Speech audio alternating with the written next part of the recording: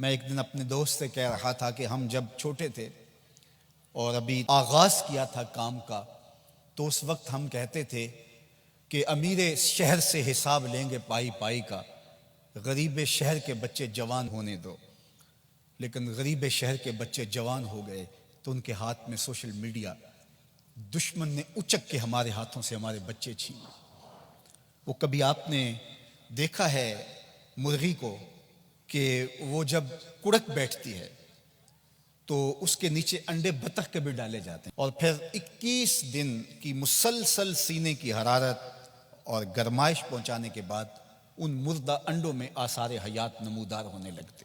بطخ کے بچے جب انڈوں سے نکلتے اور مرغی ان کو لے کر کے جاتی ہے باہر گھومنے کے لیے، تو آگے جوہر ہوتا ہے، چھپڑ ہوتا ہے، اور سارے بچے چھلانگ لگا کے جوہر میں چلے جاتے ہیں، اور مرغی وہاں کھڑی ہو کے کڑ کڑ کر کے اپنے درد کا اظہار کر رہی ہوتی ہے کہ ان کو سینچا میں، ان کو پالا میں نے 21 دن کی ساری خواہشات کو ترک کر کے ان کو اپنے سینے کی توجہ دی اور یہ چھپڑ میں جا بڑھے۔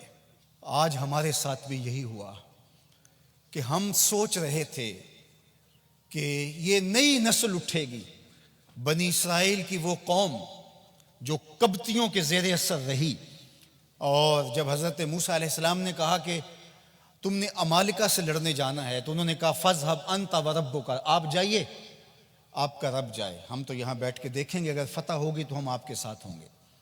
لیکن جب مقام تی میں ان کو قید کر دیا گیا تو پھر آزادی سے پیدا ہونے والے نئے بچے جو وہاں پیدا ہوئے اور جوان ہوئے، انہوں نے پھر عمالقہ سے لڑائی کی۔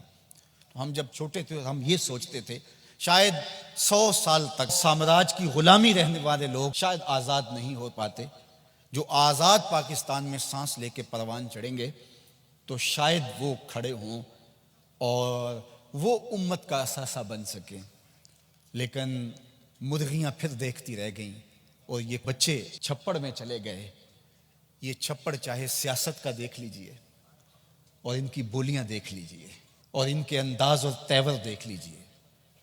ہماری اسمبلیاں مچھلی منڈی ہیں، اور ہمارے جو نمائندے ہیں وہ قابل فروخت مال ہے۔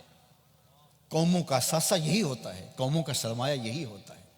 منبر و محراب کی بات ہوئی، خانقاہوں کی بات ہوئی، یہ درد چھیڑے تو پمبا کجا کجا نہم کہ ہمہ داغ داغ است۔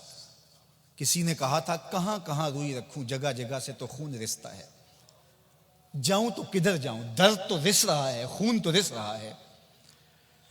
تو حیا کا جوہر لٹ گیا، دور موجود کے فتنوں نے ہماری نسل کو اچک لیا ہے۔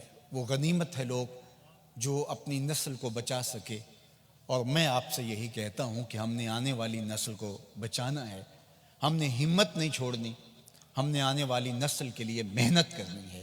والدین کو ذمہ لینا پڑے گا کہ ہم اپنی اولاد کی صحیح تربیت کریں۔ صرف جو ہے وہ پیدا ہوئے بچے اور ان کو لوگوں کے رحم و کرم پہ چھوڑ دیا، اور جس مرضی سکول میں آنکھیں بند کر کے چھوڑ آئے، اور پتہ ہی نہیں کہ بچوں کی ترجیحات کیا ہیں اور بچے کدھر بڑھ رہے ہیں اور کس سمت رخ کر رہے ہیں۔ یہ والدین کی ذمہ داری ہے، اور وہ اولاد کی تربیت کریں۔ پھر استاد کی ذمہ داری ہے کہ وہ اس کو ذمہ لیتا ہے تو پھر اس کی ہر طرح کی فکری تربیت، ذہنی تربیت، علمی تربیت، ہر طرح کی تربیت اس کے ذمہ ہے۔ اور تیسری ذمہ داری منبر و محراب کی ہے۔ یہ نہیں ہے کہ 8 دن کے بعد یا 1 سال کے بعد ہم نے اجتماع کیا اور خطابت کے جوہر دکھلائے اور لوگوں سے داد و تحسین لی اور واہ واہ کیا، اور اس بات پہ داد لی کہ اتنے لوگ جمع ہوئے تھے، اتنا اجتماع کثیر ہوا تھا۔ یہ داد لینے کی بات نہیں ہے۔ ہم نے یہ دیکھنا ہے کہ ہم نے بات کہی کیا، اور کیا وہ لوگوں کی جو ہے وہ معروضی ضروریات کو پورا کرتی ہے، اور لوگوں کی مستقل ضروریات کا مداوع اس میں ہے یا نہیں ہے۔ اللہ اکبر۔ تو غلبہ دین کے لیے کوشش اور جد و جہد کرنا، اس سے کبھی بھی ہمیں دست بردار نہیں ہونا چاہیے۔